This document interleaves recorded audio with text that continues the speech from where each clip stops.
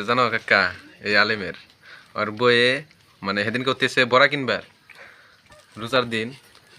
বড়া কিনবার আইছে তাহলে বড়াটা তাহলে ইফতার খুলবো হেসুমি নিয়ে যা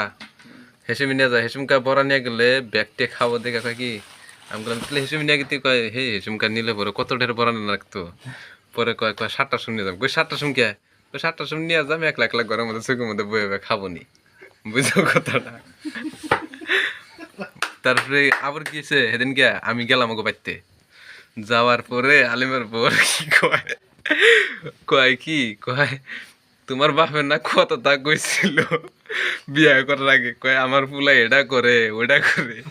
এখন কে খালি ঘুরে ফিরে খাও